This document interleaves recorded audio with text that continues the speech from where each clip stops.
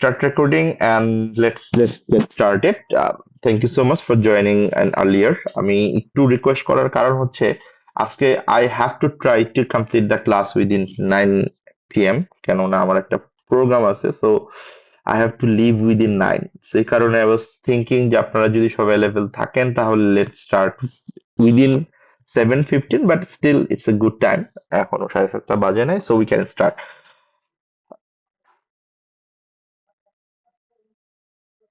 Okay, okay. Right, আপনি from now on we should tell everyone classes. No, right. মানে this was for like for today's request. Usually our class time is 7:30 and this is between us actually. So আপনারা যদি available থাকেন we can start earlier or we can wait for another 10 minutes or like that is flexible. We can start based on that. Thank you. So let's start. So as per the last class, what we had done with our consolidation part, and I do believe আপনারা সবাই consolidated financial statement prepare করার যে basic technique গুলো, specifically consolidated statement of financial position prepare করার যে basic method গুলো এবং technique গুলো আপনারা গত ক্লাসে দেখেছেন, and that you can keep in mind. And of course, আমাদের previous classe we have discussed with the definition. There is a parent company, subsidiary company, associate entity, non-controlling interest, consolidated finance statement বলতে আমরা what we understand. So এই definition গুলো আমরা দেখেছি and we already told you যে আমরা আমাদের study material হিসেবে we will always follow SSCS own study material, that is study hub. And যাদের SSC অ্যাকাউন্টের মাধ্যমে আপনার স্টাডি হাবের অ্যাক্সেসটা আছে, so you guys can like access it freely. নাও আমরা যদি আমাদের ঠিক আমরা ঠিক যে জায়গাটাতে ছিলাম, আমরা গ্রুপ অ্যাকাউন্টিং এর বেসিক যে জিনিসগুলো নিয়ে কথা বলছিলাম সেটারই একটা স্ট্রাকচার্ড ভার্সন আজকে আমরা ট্রাই করব chapter wise, topic wise complete করতে। অ্যান্ড আমরা দেখব এর মধ্যে অনেকটুকু টপিক আমরা অলরেডি কভার করে ফেলেছি, অ্যান্ড সেই জায়গাটাতে আমাদের আসলে আর রিপিট করার কোনো দরকার নেই। যেমন আমি যদি বলি, আপনারা এখন যে স্লাইডটা দেখতে পাচ্ছেন এই স্লাইডে কিন্তু আমাদের এই রেলেভেন্ট অ্যাকাউন্টিং স্ট্যান্ডার্ড এবং রেলেভেন্ট ডেফিনেশন গুলা কিন্তু সবই আমাদের ক্লিয়ার। যেমন আপনি যদি বিজনেস কম্বিনেশনের ডেফিনেশনটা আমাকে বলেন, that is we have already covered, we have already discussed what is the definition of business combination, that the transaction or other event in which the acquirer obtains control of one or more businesses. এক কথায় যে acquirer যখন কোনো একটা বিজনেসের উপর control অথবা একের অধিক বিজনেসের উপর কন্ট্রোল অবটেইন করে সেটাকে আমরা বলছি বিজনেস কম্বিনেশন। তার মানে এখানে খেয়াল করে দেখেন, এখানে আপনাকে কয়েকটা জিনিস মাথায় রাখতে হবে। First of all, there must be a transaction or event, and there should be an acquirer, একজন অ্যাকুয়ারার যে বেসিক্যালি অ্যাকুইজিশনটা করবেন, and that acquirer should have obtain control, that is another definition আমাদের মধ্যে অলরেডি আমরা কভার করেছি। And of course, business combination, one of the key component is it has to be business. It has to be business. You have to obtain control over a business or more than businesses. So সেই ক্ষেত্রে আমরা যদি কোনো একটা group of asset acquire করি সেটাকে আমরা business combination বলতে পারি না। যেমন আপনি যদি গ্রুপ অফ বিল্ডিং অ্যাকোয়ার করেন, কোনো গ্রুপ অফ আপনি মোটর ভেহিকল অ্যাকোয়ার করেন, আর কোনো গ্রুপ অফ আপনি ভেহিকল অ্যাকোয়ার করেন, শিপ অ্যাকোয়ার করেন, that is not a business. So আপনাকে অবশ্যই বিজনেস কম্বিনেশন হতে হলে there should be a business, এবং বিজনেসের একটা বেসিক ডেফিনেশন আইফারএস 3 তে বিজনেস কম্বিনেশনের এখানে দেওয়া আছে, সেটা আমরা নেক্সট স্লাইডেই দেখতে পারবো যে বিজনেস বলতে আমাদের তিনটা কম্পোনেন্টকে কম্বাইন করতে হবে, and that we will understand very easily.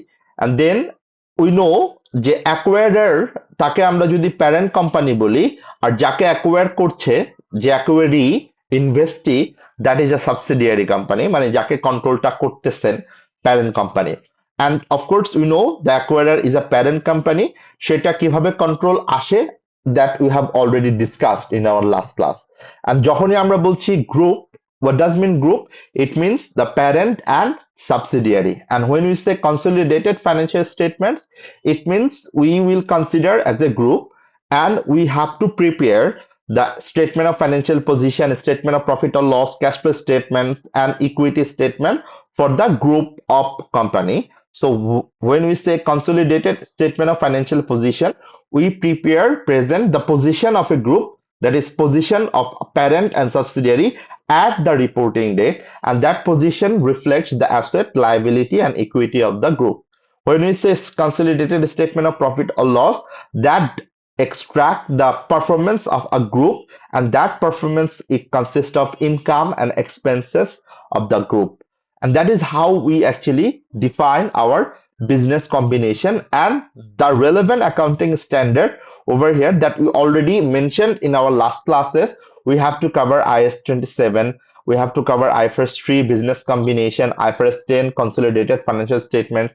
Along with that, আরো কিছু অ্যাকাউন্টিং স্ট্যান্ডার্ড আমাদেরকে কভার করতে হয়, that is in a nutshell IAS 28 investment in associate and joint venture, and IFRS 10 আমরা বললাম, 11 IFRS 12 জয়েন্ট ভেঞ্চার, যেটা জয়েন্ট অপারেশন আছে, যে ডিসক্লোজারস আছে। সো এখানে একটা মজার ব্যাপার হচ্ছে, আমরা এই যে আইএস আইএফআরএস গুলো পড়ছি, এই আইএস আইএফআরএস গুলোর অনেকেই আমরা কোয়েশ্চেনটা করি যে আসলে কি আমার এটা রেফারেন্সটা মনে রাখতে হবে কিনা, অথবা আমি যেমন IAS 27, that is actually defining separate financial statements, that's for the investor. For the parent company, we have to prepare a separate financial statement. সেটার জন্য কি আমি আমার IAS 27 এর এই নামটা মুখস্থ রাখতে হবে কিনা, মনে রাখতে হবে কিনা? নট রিয়েলি, এটা ম্যান্ডেটরি না যে আপনি IAS 27 এর কি কথা সেটা মনে রাখলেই হবে। বাট সেটা যে IAS 27 এর রেফারেন্স, সেটা যদি কোনো কারণে মনে নাও থাকে, that you can use as per relevant accounting standard, as per relevant accounting framework. So that is not mandatory to apply যে এটা IAS 27 অনুযায়ী হচ্ছে। অ্যান্ড অনেক সময় এটা আমাদের একটা মিসকনসেপ্ট হইতে পারে অথবা ভুল হইতে পারে। সো সেই জায়গাটা থেকে আমরা ট্রাই করবো এই জিনিসটা যেন না হয়, আমরা ওই ক্ষেত্রে রেলেভেন্ট অ্যাকাউন্টিং স্ট্যান্ডার্ডটা মনে রাখবো। সো ঠিক যে কথাটা বলছিলাম যে IAS 27, that is mentioning how to prepare separate financial statements. So as per the IAS 27, we can prepare financial statement, separate financial statement in three model or three basic technique.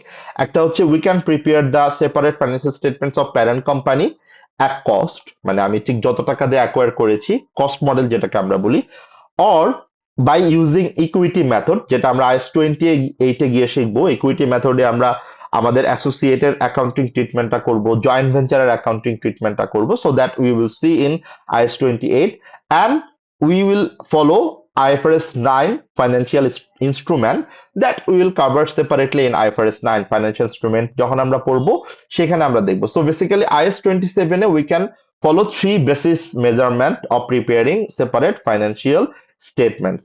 And এখানে আরেকটা ছোট কথা আমাদেরকে একটু বলে রাখতে হয়, যদি কোনো সাবসিডিয়ারিকে একটু মনে করে দেখি, আমরা IFRS 5 যখন পড়েছি, সো এখানে কিন্তু প্রত্যেকটা IFRS এর রেফারেন্স নিয়ে আসছে, এবং প্রত্যেকটা IFRS কিন্তু আমাকে সেপারেটলি কভার করতে হবে। So I can not get into deep যে IFRS 5 এ আসলে কি বলা হচ্ছে, বিকজ IFRS 5 আমি সেপারেটলি আপনাকে কভার করে বলবো। সো বাট এটা আমাকে মনে রাখতে হবে যে এই ডেফিনেশন অনুযায়ী আমি যে কথাটা বলছি, এটা একটু আপনাকে মাথায় রাখতে হবে, কেননা IFRS 5 আসলে গ্রুপ অ্যাকাউন্টিং এর পার্সপেক্টিভে কখন অ্যাপ্লাই হবে। Say for example, if you acquire a subsidiary with a view to sell it within one accounting year, তাহলে আপনি যদি সাবসিডিয়ারিকে 1 বছরের মধ্যে ডিসপোজ করে দিবেন, 1 বছরের মধ্যে সেল করে দিবেন, এরকম কোনো অবজেক্টিভে আপনি কোনো আপনার সাবসিডিয়ারিকে অ্যাকোয়ার করেন, সেই ক্ষেত্রে আপনার আর গ্রুপ অ্যাকাউন্টিং প্রিপেয়ার করতে হবে না। and for that transaction you can apply IFRS 5 non-current asset held for sale and discontinued operations. So that is how you can actually prepare. Okay, and যদি কোনো ডিভিডেন্ড আপনি পেয়ে থাকেন ফ্রম দ্যাট ইনভেস্টমেন্ট, যে কথাটা আমরা বলছিলাম যে এটা ডিপেন্ড করবে আপনি এই ইনভেস্টমেন্টটা কোন অ্যাকাউন্টিং ট্রিটমেন্ট অনুযায়ী দেখাচ্ছেন। আপনি যদি কস্ট মডেলে দেখান, তাহলে আলটিমেটলি এটা আপনাকে সেপারেটলি প্রফিট অ্যান্ড লসে ইনকাম হিসেবে দেখাতে হবে। আপনি যদি ইকুইটি মেথডে দেখান, তাহলে আপনার ইকুইটি মেথডে আমরা যে ঠিক যেভাবে করব, আমরা দেখাবো ইকুইটি মেথডের ক্যালকুলেশনটা।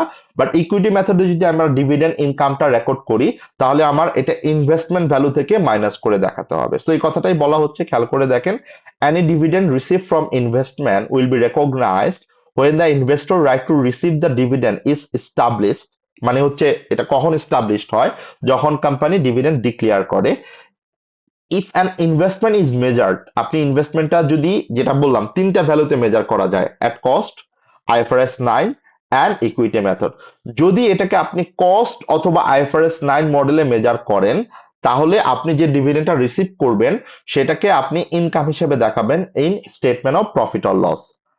আর যদি আপনি এটাকে আপনার কস্ট মডেল অথবা আইএফআরএস 9 অনুযায়ী আপনি রেকগনাইজ না করেন, যদি আপনি এটাকে IS 28 ইকুইটি মেথড অনুযায়ী এটাকে রেকগনাইজ করেন, তাহলে আপনি যে ডিভিডেন্ডটা পাবেন সেই ডিভিডেন্ডটা আপনার ইনভেস্টমেন্ট ভ্যালুর ক্যারিং ভ্যালু থেকে আপনাকে মাইনাস করে দেখাতে হবে। সো ইকুইটি মেথডের একটা ফর্মুলা আমরা দেখব, সেখানে অ্যাসোসিয়েটেড ইনভেস্টমেন্টটা ঠিক যেভাবে বের করতে হয় একই রকম ভাবে আমি আমার এই ইনভেস্টমেন্ট যখন ক্যালকুলেট করব তখন আমার ওই ফর্মুলাতে এই ডিভিডেন্ড রিসিপ্টটা মাইনাস হয়ে যাবে। So that I will show you how to prepare or how to account for associate, how to apply equity method. And this is the part that we have already discussed in our last class, consolidated financial statements. So consolidated financial statements, we prepare it as per IFRS 10, and সেখানে কিছু basic technique আমরা দেখেছি। সেক্ষেত্রে আমাদের business কম্বিনেশনটা কিভাবে হচ্ছে, কন্ট্রোলটা কিভাবে এস্টাবলিশ হচ্ছে, কনসলিডেটেড ফাইন্যান্সিয়াল স্টেটমেন্টস কিভাবে প্রিপেয়ার করে প্যারেন্টস। সো এই কথাবার্তাগুলো আমরা গত ক্লাসেও বলেছি। সো আলটিমেটলি এই জিনিসগুলো আর রিপিট আমি না করি, কেননা এই জিনিসগুলো গত ক্লাসে অলরেডি বলা হয়েছে। যেমন আমরা কিভাবে সাবসিডিয়ারিকে আইডেন্টিফাই করব, মানে কন্ট্রোলটা এস্টাবলিশ হয়েছে কিনা সেটা আমরা কিভাবে আইডেন্টিফাই করব। সো আমাদের এইটা গত ক্লাসেও ডিসকাশন করা হয়েছে। So that usually based on the definition of significant control, যদি আপনার কোনো এন্টিটির উপর সিগনিফিক্যান্ট কন্ট্রোল অবটেন হয়, that entity will be considered as a subsidiary for your parent company. So that is the definition of subsidiary. That was the determinant factor of identifying the subsidiary. So অনেকগুলা factor আমরা গত ক্লাসেও কিন্তু subsidiary কে define করার ডেফিনেশনে দেখেছি, যে always এটাকে share holding দিয়েই আমরা স্ট্রাকচার করি নাই, আমরা অনেকগুলা প্যারামিটার দেখেছি। যেমন আর্টিকেল অফ অ্যাসোসিয়েশনের মাধ্যমে এটা হতে পারে, এটা আমার board of directors K appoint অথবা রিমুভ করার মাধ্যমে হতে পারে, এটা আমার অপারেশনাল ও ফাইন্যান্সিয়াল ডিসিশন মেক করার সাথেও হতে পারে। সো এরকম অনেকগুলো প্যারামিটার ছিল। Based on that we determine যে আসলে প্যারেন্ট কোম্পানি এবং সাবসিডিয়ারি কোম্পানির মধ্যে কন্ট্রোলটা এস্টাবলিশ হচ্ছে কিনা। And there was another point, common control. অনেক সময় কমন কন্ট্রোলের মাধ্যমে আমার আলটিমেটলি সাবসিডিয়ারি হতে পারে। নাও একটু আগে আমরা একটা কথা বলছিলাম, বিজনেস কম্বিনেশন হতে হলে অবশ্যই it should be business, it should not be a group of asset, যেটা আমি গ্রুপ অফ অ্যাসেট অ্যাকোয়ার করেছি এবং আমি আমার কনসিডারেশনটা দিয়েছি just to acquire group of asset. আপনাদের কাছ থেকে একটু বেসিক ভাবে একটু জানতে চাই, what is your understanding about business? আপনারা বিজনেস বলতে আসলে কি মনে করেন অথবা কি চিন্তা করেন, like how a business can be defined, please. খুবই সিম্পল। ওকে, আপনার মনে হয় ইকো হচ্ছে। এখন শোনা যাচ্ছে? হ্যাঁ, এখন শুনতে পাচ্ছি। Please go ahead.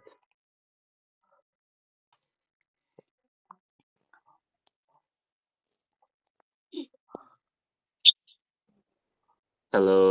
জি, আমি শুনতেছিলাম আপনার কথা, এখন শুনতেছিলাম। আচ্ছা আচ্ছা, বিজনেসকে আমরা ডিফাইন করতে পারি যে কাইন্ড অফ অর্গানাইজেশন বা কাইন্ড অফ সেট আপ, যেখানে একটা পার্টি ল্যান্ড, লেবার, ক্যাপিটাল এবং এন্টারপ্রেনিউরশিপকে কাজে লাগিয়ে একটা প্রফিট মেকিং কিছু কাজ, মানে কিছু অ্যাক্টিভিটিস ক্যারি অন করে। ওকে, ক্যারি অন করে। ওকে, হ্যাঁ, পারফেক্ট। অনেক অনেক অনেক কিছু আপনি কভার করে দিয়েছেন। Thank you Rocky. বাকিরা কেউ কিছু বলতে চান, অ্যাড করতে চান? রকি যে জিনিসটা বললো এটার মধ্যে মানে অনেকটুকু আমাদের এই স্ট্র্যাটেজিক বিজনেস রিপোর্টিং এর ডেফিনেশনে কভার হয়ে যাবে। আমরা বিজনেসকে অনেকভাবে ডিফাইন করতে পারি। ইটস অ্যান অর্গানাইজেশন যেটা আসলে প্রফিট মেকিং এর জন্য রান করে। ইটস অ্যান অর্গানাইজেশন যেখানে অনেক আলটিমেটলি যেটা বললেন রকি, যে অনেক ইকুইপমেন্ট, অনেক লেবার, মেশিন, এগুলাকে প্রসেস করে হচ্ছে প্রোডাক্ট ডেভেলপ করে তারপরে সেল করে। ইট কুড বি যদি ম্যানুফ্যাকচারিং না হয়, যে এরা হচ্ছে তাদের হিউম্যান সোর্সকে ইউজ করে বিভিন্ন প্রসেসের মাধ্যমে সার্ভিস সেল করে, that also could be a business. So আপনাদের যদি কারো কোনো ইনপুট থাকে, you guys are welcome, you guys can let me know. Otherwise আমরা বিজনেসের বেসিক 3টা পার্ট নিয়ে কথা বলতে চাই। নন প্রফিট অর্গানাইজেশনকে আমরা বিজনেস করব না? কোনটাকে ভাই? Non profit organisation. হ্যাঁ, নন প্রফিট অর্গানাইজেশনকে আমরা আসলে বিজনেস বলতে পারি, মানে ইন টার্মস অফ ধরেন আমাদের এটার ডেফিনেশন অনুযায়ী, বাট আবার ইকোনমিক ফাইন্যান্সিয়াল টার্মস থেকে চিন্তা করলে আবার সেটাকে বিজনেস বলে না, but according to our consolidation thing or business combination thing, হ্যাঁ বিজনেস বলতে পারি। সো আমি ডেফিনেশনটা বলি, দেখেন তাহলে আপনি আপনার যে কোনো আইটেমকে আপনি বিজনেসে আলটিমেটলি কনভার্ট করতে পারেন কিনা। সো একটা বিজনেস হতে গেলে of course there should be three step, তিনটা আইটেম, তিনটা স্টেপ থাকতে হবে, দ্যাট মাস্ট বি, তিনটা স্টেপ থাকতেই হবে। Number one, input; number two, process; and number three, output. That is how a computer functions. Okay, so input কি, যেটা রকি বলতেছিলেন অনেকগুলা জিনিস, যেমন plant, equipment, it could be আমার intellectual property, it could be my human resource, it could be my money. So আমি এই সবগুলোকে ইনপুট হিসেবে আলটিমেটলি ইনসার্ট করি to my business, and there must be a system, there must be a process, যে প্রসেসের মাধ্যমে ultimately এই input গুলাকে প্রসেস করে that will generate revenue, that will generate product, that will generate service outcome. Okay, so সেই ক্ষেত্রে আপনি যদি চিন্তা করেন, অফকোর্স আপনি এনজিও বলেন, ব্যাংক বলেন, all are actually come under this definition. তার মানে of course there should be a significant portion of input, significant portion of process, and significant portion of output. But it has to be three thing, like আমার অবশ্যই input, process, output, যদিও sometimes it might be difficult to determine the output, or it might be difficult to distinguish the process, but still there should be in place যে আমার একটা বিজনেসকে define করতে গেলে, এই ডেফিনেশনটা cover করতে গেলে অবশ্যই আমাকে এইটা কভার করতে হবে, এই ডেফিনেশনটা কভার করতে হবে। সো আপনি যেটার কথা বললেন, of course NGO will come under business, even if you see it based Dhaka, it based professional, so that also comes under the business definition. If you see any advisory firm, that also comes under the business. If you see any garment, that also comes under the business. If you see a bank, that also comes under the business. So business হতে গেলে that doesn't mean যে আমি যেটা বললাম যে সেটা economic perspective থেকে commercial আর নন commercial, ওই ডেফিনেশনটা আরো different, but in a nutshell business হতে হলে অবশ্যই আমার বিজনেসের এই প্রসেসগুলোকে মাথায় রাখতে হবে। So there should be a business for business combination. Without the business, without the input, process and output, you cannot prepare, or you cannot be ready to prepare consolidated financial statement. So of course this is a very basic thing, but you have to keep in mind যে আমার business কম্বিনেশনের জন্য এটা একটা খুব important component to determine the business combination. Okay, and now আমরা একটু আগেই বলছিলাম যে বিজনেস কম্বিনেশনের বিজনেস একটা ইম্পর্টেন্ট পার্ট, কন্ট্রোল একটা ইম্পর্টেন্ট পার্ট, আইডেন্টিফাই, অ্যাকোয়ারার একটা ইম্পর্টেন্ট পার্ট। সো এই জিনিসগুলা আমাকে সবসময় মাথায় রাখতে হবে যে আমি যখনই কনসলিডেটেড ফাইন্যান্সিয়াল স্টেটমেন্টকে ডিফাইন করব, কনসলিডেটেড ফাইন্যান্সিয়াল স্টেটমেন্টের যখন কোনো আমি এক্সপ্লেনেশন দিব, আমার এখানে অনেক থিওরিটিক্যাল কোয়েশ্চেন আসতে পারে। যেমন আমি যদি আপনাকে বেসিক স্টেপ বলি, basic steps to prepare consolidated financial statements, আপনারা কি আমাকে বলতে পারবেন যে what are the basic method, or what is the basic technique to prepare consolidate, or to identify whether we need to prepare consolidated financial statements or not? মানে আমার consolidated financial statements prepare করার basic মেথডটা কি, অথবা basic টেকনিকটা কি, basic ডেফিনেশনটা কি? Anyone?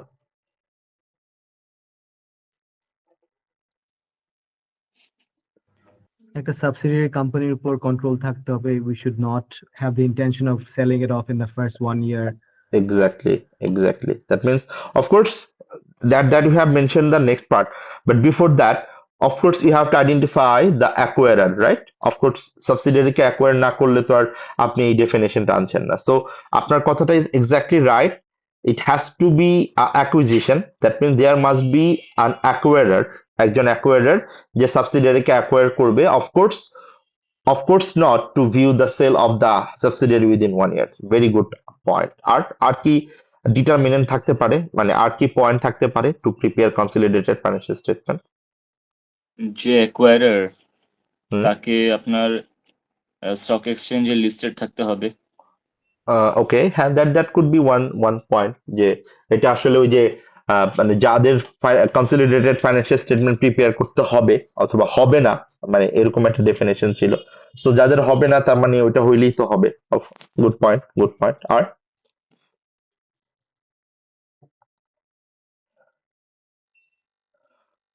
ওকে, so এইটা আপনারা একটু, আমার মনে হয় একটু যদি আপনারা পেন অ্যান্ড পেপার নিয়ে বসেন অথবা আপনাদের যদি কারো সাথে ল্যাপটপ থাকে এটা নিয়ে বসেন, একটু এটা একটু পয়েন্টটা লিখে ফেলেন। How to determine, or the procedure to determine how to prepare consolidated financial statements. Okay, so এটা অনেক সময় আমাদের বেসিক ডেফিনেশনের সাথে অনেক সময় চলে আসে। সেটা হচ্ছে আমাদের চারটা মানে আহ, কি বলে প্যারামিটার আছে, চারটা স্টেপ আছে, আর চারটা প্রসেস আছে to determine two prepare consolidated financial statements. Number one, we have to identify the acquirer. So number one is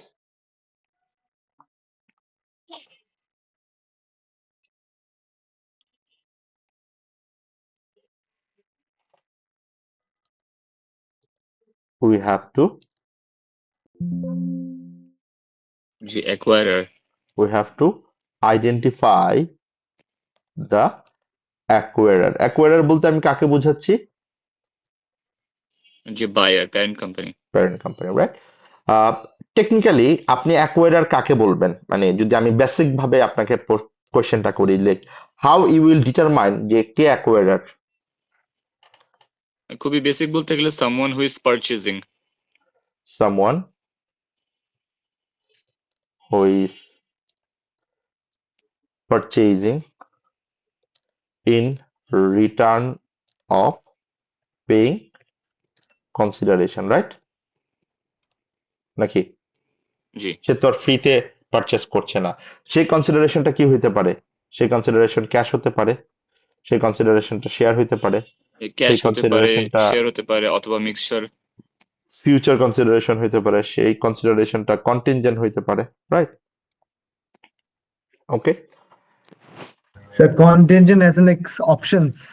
options like you will pay in later on based on the like condition that the parent company have imposed actually.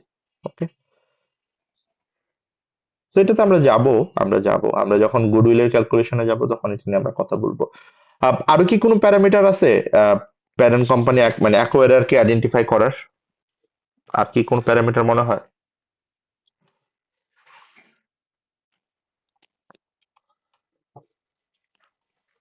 It should have control over 50%। Control, control, okay, হ্যাঁ, control over more than half. Okay, আর আর কি কোনো আপনাদের কোনো মাথায় আসে যে আপনারা কিভাবে অ্যাকোয়ারার কে ডিটারমাইন করবেন যে কে অ্যাকোয়ারার? মানে জাস্ট আপনাকে বলে দেয় নাই, আপনাকে কোন একটা সিনারিও দিল, সেখান থেকে আপনাকে ডিটারমাইন করতে হবে কে অ্যাকোয়ারার, মানে how could you determine?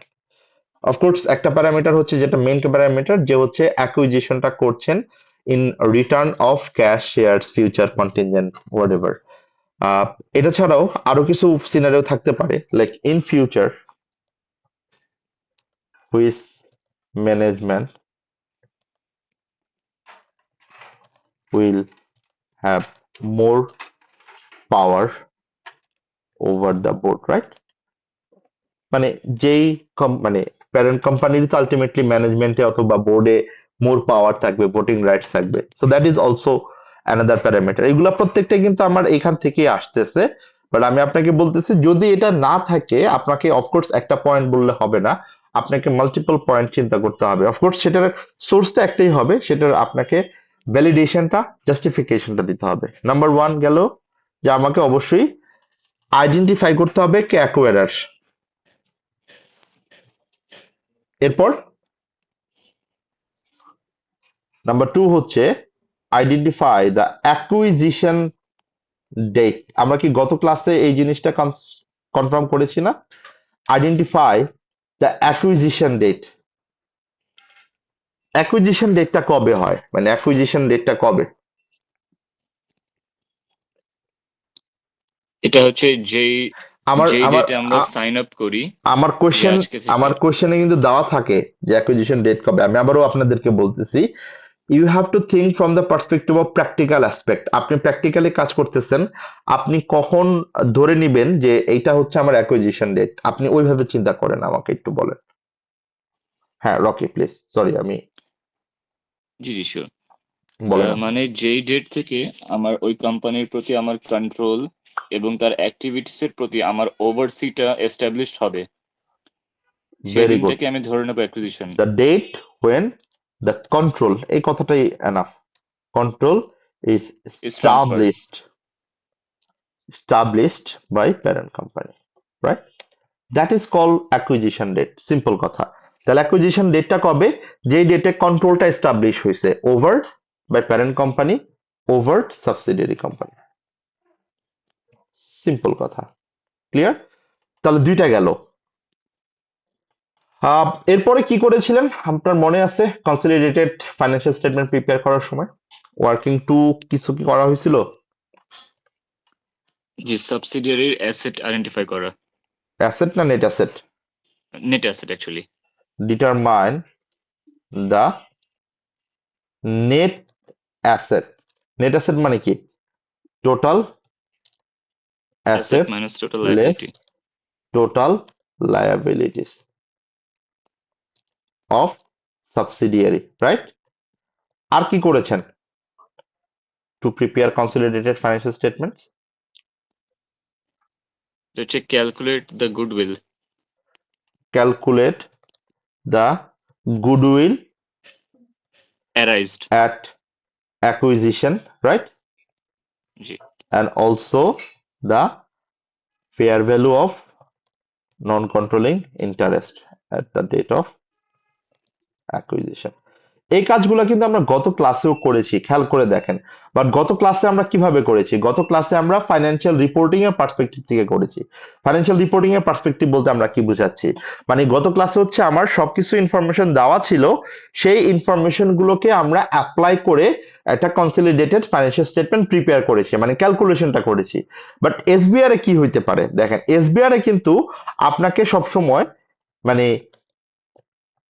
Prepare করার জন্য ফুল মার্কটা দিবে না, প্রিপেয়ার করার জন্য কিন্তু আপনাকে ফুল মার্কটা দেওয়া হবে না। Sometimes you need to explain যে কখন আপনি or কিভাবে আপনি আপনার কনসলিডেটেড ফাইন্যান্সিয়াল স্টেটমেন্ট প্রিপেয়ার করবেন। So those are the four basic technique or four basic method step to identify আপনি কিভাবে কনসলিডেটেড ফাইন্যান্সিয়াল স্টেটমেন্টস করবেন। ক্লিয়ার? নাও আমরা এর মধ্যে অ্যাকোয়ারার ডিটারমাইন করার কথাটা বললাম, কন্ট্রোলের কথাটা বললাম, বাট কন্ট্রোলের একটা ডেফিনেশন কিন্তু আমরা এর আগের ক্লাসেও দেখেছি, বাট স্টিল এখানে কন্ট্রোলের একটা খুব স্পেসিফিক আইএফআরএস 10 অনুযায়ী কিছু ডেফিনেশন দেওয়া আছে। আপনারা একটু, আমি যদি মনে হয় যে আপনারা দেখলেই বুঝতে পারবেন, সো এখানে আর এক্সপ্লেনেশন ওরকম কিছু নাই। So we know what is control. Control, you have the power over investee, over subsidiary. What kind of power? You can change the decision or you can change the return that is a variable in nature. Okay, so that is called control. যেমন আমরা যদি কন্ট্রোলের ডেফিনেশনে যাই, exist when the investor is exposed or has rights to variable returns from its involvement with the investee বলতে আমরা এখানে সাবসিডিয়ারিকে বোঝাচ্ছি, and has the ability to affect those returns through the power over investee. তার মানে আমার control হইতে গেলে তিনটা জিনিস থাকতে হবে। একটা হচ্ছে পাওয়ার থাকতে হবে সাবসিডিয়ারির উপর, একটা হচ্ছে সেই পাওয়ারটা কিসের জন্য? You can change or you can have the right to the variable return. নাও আমি যদি আপনাদেরকে একটু জিজ্ঞেস করি what is the variable Returns? Variable Returns বলতে আমরা কি বুঝি এখানে? What is variable return? Anyone? The profit কম বেশি হতে পারে, something like that. Yeah, so that is a portion of profit এক কথায়। যেমন আমি যদি বলি ইন্টারেস্টটা কি ভেরিয়েবল রিটার্ন? না, আমি যদি বলি আমার ফিক্সড স্যালারি, এটা কি ভেরিয়েবল রিটার্ন?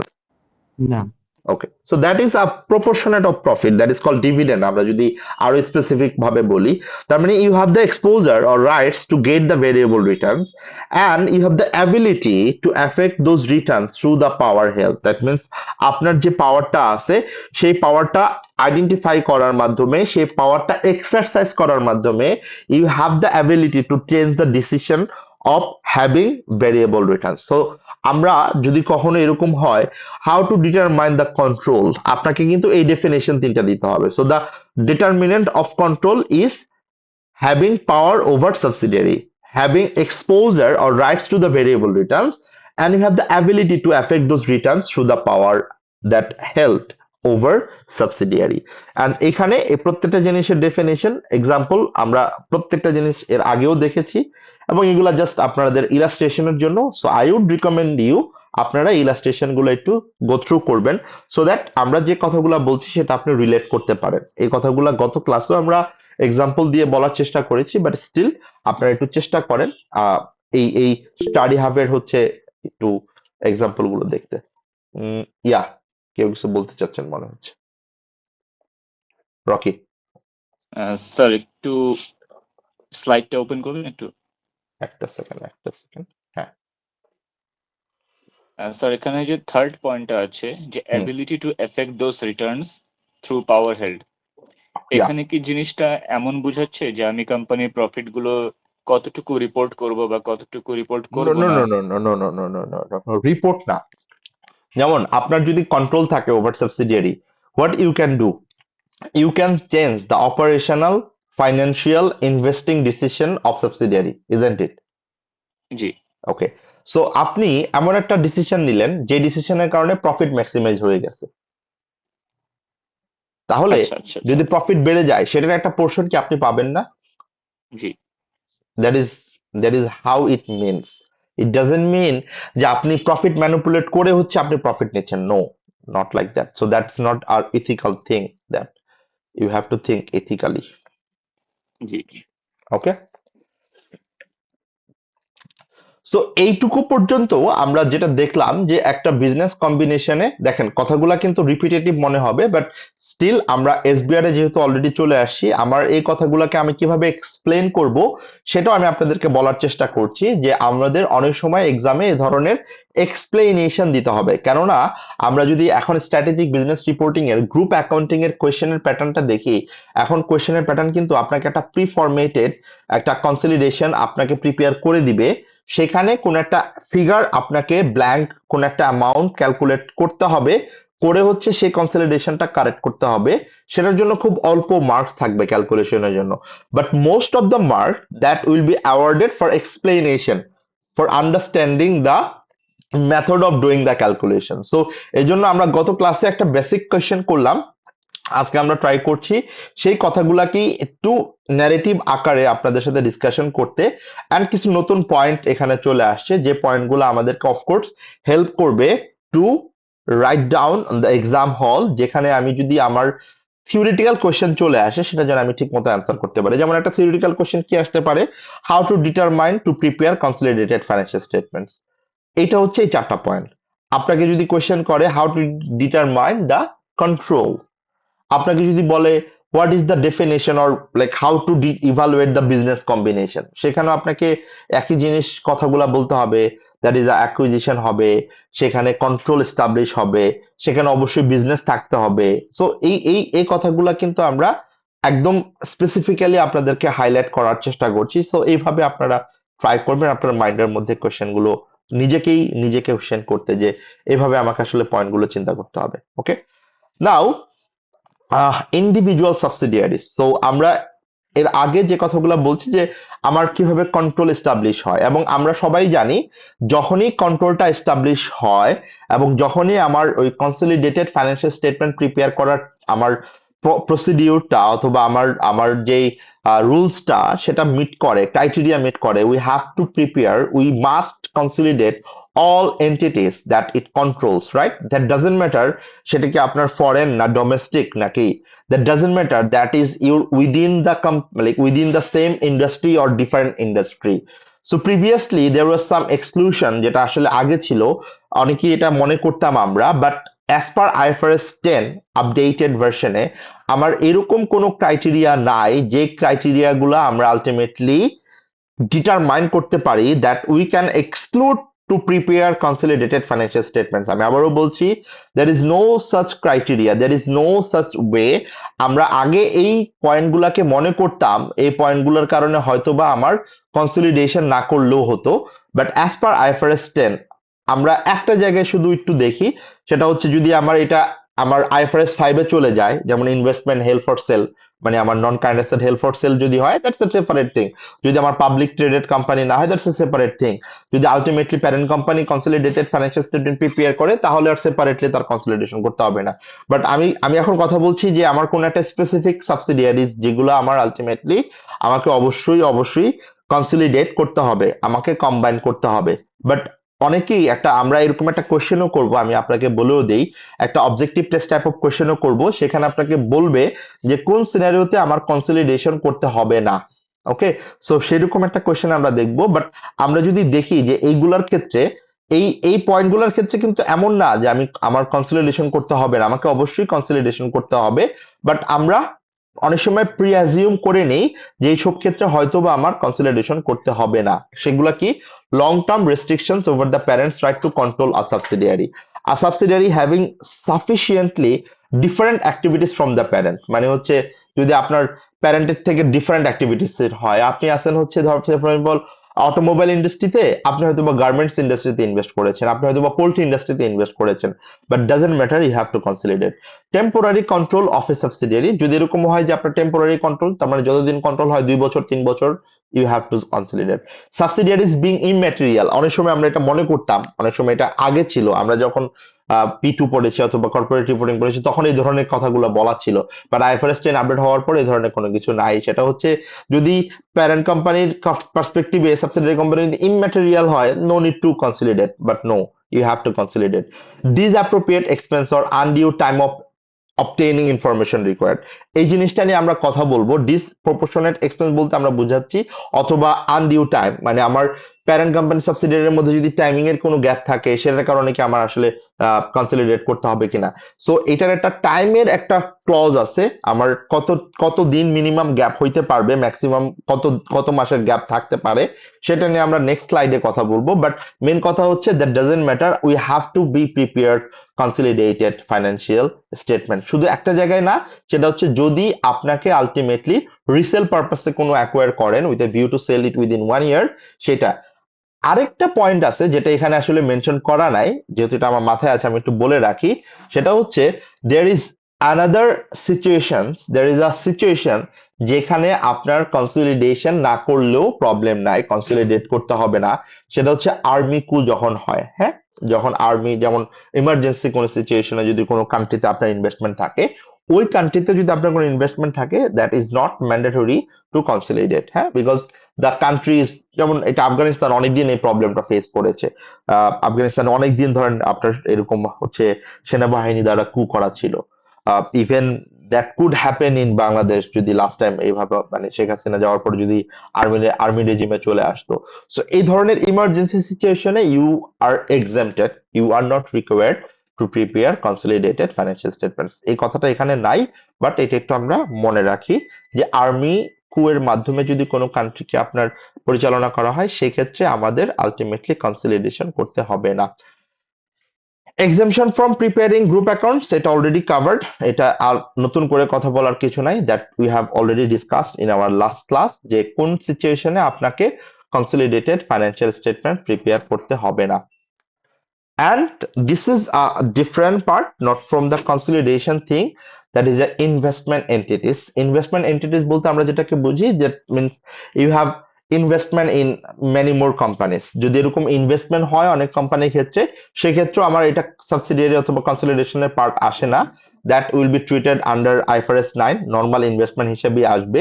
ওকে, সো সেখানেও আপনার এক্সাম্পশন আছে, so you are not actually supposed to prepare consolidated financial statements. যেমন আমি যদি এখানে বলি যে a limited exemption is available to the consolidation of certain subsidiaries for investment entities. ওকে, যেমন কি কি ইনভেস্টমেন্ট এন্টিটিস খেয়াল করে দেখেন। ইনভেস্টমেন্ট এন্টিটি বলতে আমরা কি বুঝাচ্ছি? obtain fund from one or more investors for the purpose of providing those investors with investment management services. মানে আপনি কন্ট্রোলটা এস্টাবলিশ হয় না, that is actually you have obtain investment and সেখানে আপনি সেই অনুযায়ী যদি কোনো রিটার্ন আসে, সেই অনুযায়ী যদি কোনো সার্ভিস আসে, that will provide comments to those investors that it is business purpose is to invest funds solely for the return from capital appreciation or investment income or both. মানে আপনি আপনার এমন একটা ইনভেস্টমেন্ট নিয়েছেন, সেখানে it doesn't matter about the control, what you will provide them or what you will actually avail the benefit, that capital appreciation মানে share price যদি বাড়ে তাহলে you will be benefited, অথবা এখান থেকে যে ডিভিডেন্ডটা হবে, ইনভেস্টমেন্ট ইনকাম হবে, that you will be benefited or both, দুইটাই হইতে পারে। Measured and evaluate performance and substantially all of its investment on a fair value basis. তার মানে হচ্ছে এই ইনভেস্টমেন্ট যদি থাকে সেটাকে আপনার অবশ্যই মেজার করতে হবে ফেয়ার ভ্যালুতে, and that we will cover in IFRS 9, যে আমার ফেয়ার ভ্যালু মেজারমেন্টের ক্ষেত্রে আলটিমেটলি এই ইনভেস্টমেন্টটা কিভাবে আমরা কনসিডার করব।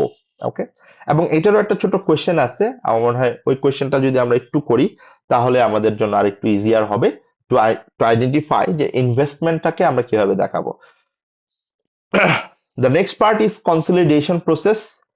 অ্যাগেইন আমি আবারও বলি, আপনারা একটু পড়ে দেখেন এই পয়েন্টগুলা, আপনারা নিজেরাই রিলেট করতে পারবেন যে আলটিমেটলি আমরা এই পয়েন্টগুলো অলরেডি আপনাদের সাথে ডিসকাস করেছি during our last class, how to prepare consolidated financial statements. Okay, দেখেন একটা একটা করে যদি আমরা বলি, combining asset, liability, income, expense of parent and its subsidiary line by line basis, eliminating the carrying amount of subsidiaries in parent separate financial statements against subsidiaries equity, মানে এটাকে আমরা রিপ্লেস করে করে নিয়ে আসি হচ্ছে goodwill, eliminating full intra-group balances transactions resulting unrealized profit, recognize non-controlling interest in the respect of subsidiaries that is not owned by the parent. So এই সবগুলো কথা কিন্তু অলরেডি আমাদের এর আগেই আমরা এটার উপর বেস করে কিভাবে কনসলিডেটেড ফাইন্যান্সিয়াল স্টেটমেন্ট প্রিপেয়ার করব, that we have already prepared. আমরা কিন্তু একটা simple consolidated financial statement prepare করে দেখাইছি আপনাদেরকে, that is the format, although that was a very basic. এখানে আই গেস একটা জিনিস বলা নেই, হুইচ ওয়ান? গুডউইলটা আই থিংক। এটার কথা আমি বলছিলাম যে এখানে eliminating the carrying amount of subsidiary, মানে এই 2 নাম্বার পয়েন্ট দিয়ে আসলে তারা গুডউইলটাকে মেনশন করছে, বাট গুডউইলটা মেনশন করা নাই এখানে আলাদা। You R right. দেন আমরা এরপরে স্লাইডে যদি চলে যাই, যে কথাটা আমরা বলছিলাম রিপোর্টিং ডেট, হ্যাঁ এই কথাটা আমি একটু আগেও বললাম যে যদি ডিসপ্রপোর্শন অফ ডেটের কোনো বিষয় থাকে, এখানে একটা ছোট্ট জিনিস আমাকে মাথায় রাখতে হবে, যখনই আমি কনসলিডেট করব আমার প্যারেন্ট কোম্পানি এবং সাবসিডিয়ারি কোম্পানির অ্যাকাউন্টিং পিরিয়ড মানে রিপোর্টিং ডেট এবং অ্যাকাউন্টিং পলিসি, আপনাদের কি মনে হয় দুইটা কি ডিফারেন্ট হওয়া মানে দুইটা কি ডিফারেন্ট হতে পারে না একই হইতে হবে? মানে আমি দুইটা কোশ্চেন করছি, একটা হচ্ছে আমার প্যারেন্ট কোম্পানি এবং সাবসিডিয়ারি কোম্পানির রিপোর্টিং ডেট এবং অ্যাকাউন্টিং পলিসি গুলো দুইটা কি এক হওয়া উচিত না ডিফারেন্ট হওয়া উচিত, অথবা ডিফারেন্ট হতে পারে? অ্যাকাউন্টিং যে ডেটটা ডিফারেন্ট হতেই পারে আর কি, ওকে যেহেতু বিভিন্ন কোম্পানি বিভিন্ন সময় আর কি স্টার্ট করে আর কি, বা ট্যাক্স সাবমিট করে আর কি। ওকে ওকে কিন্তু যে অ্যাকাউন্টিং পলিসিটা, হুম এটা আই গেস মোর কনসিস্টেন্ট হওয়া উচিত বোথ সিচুয়েশন আর কি, ওকে যেহেতু তারা একই কান্ট্রিতে অপারেট করে, ওকে তো একই আইএফআরএস ফলো করাটা খুবই না না একই ইম্পর্টেন্ট। কান্ট্রিতে একই কান্ট্রিতেই যে করে ব্যাপারটা কিন্তু তা না, ডিফারেন্ট কান্ট্রিতে যদি করে। আমি আসলে ডিফারেন্ট কান্ট্রিটা এই জন্য বললাম না, কারণ স্যার আমাদের তো যে জানেনই, যেমন আমাদের বিএফআরএস ইউজ করে আর কি। না, ইন কেস বাংলাদেশে যদি এখন আর অন্য কোনো বিএফআরএস কান্ট্রিতে এমন বাংলাদেশে হয় এখন যে, আর বিএফআরএস ইউজ করে না, বাংলাদেশে এখন আইএফআরএস ইউজ করে, মানে বাংলাদেশে আর বিএফআরএস আর ইউজ হয় না। বাংলাদেশ অলরেডি 2018 সাল থেকে আইএফআরএস ইউজ করে, মানে 2020 থেকে এটা ইফেক্টিভ হয়েছে। ওকে